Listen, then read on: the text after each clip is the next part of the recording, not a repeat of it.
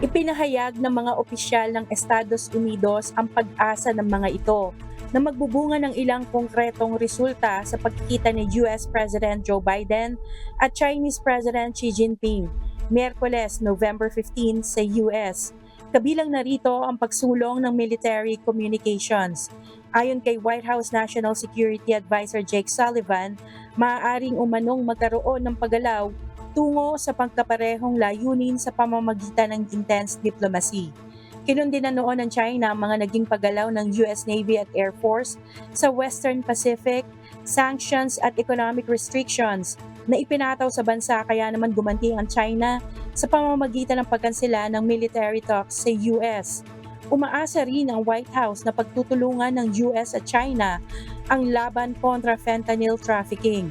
Ang Mexico at China kasi ang itinuturing primary source ng fentanyl at fentanyl-related substances na naipupuslit sa Estados Unidos ayon sa Drug Enforcement Administration. Magkikita si Pangulong Biden at Xi sa sidelines ng Asia-Pacific Economic Cooperation Summit na naglalayong maipromote ang trade, investment at economic development sa mga bansa sa paligid ng Pacific Ocean. Sentro ng forum na gaganapin sa San Francisco ang pag-uusap ni President Biden at President Xi. Isang taon na ang nakalipas mula nang mag-usap ang dalawang pinakamakapangyarihang lider sa buong mundo. Sa Group of 20 Summit sa Indonesia noong nakaraang fall, huling nagkita si Biden at Xi.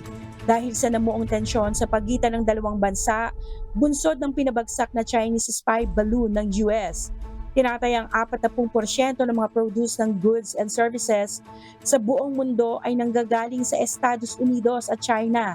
Kaya naman nagdulot ito ng malaking epekto sa ekonomiya ng buong mundo. Kat Carriedo, UNTV News and Rescue. Diyos ang aming sandigan, serbisyo publiko ang aming pinahahalagahan.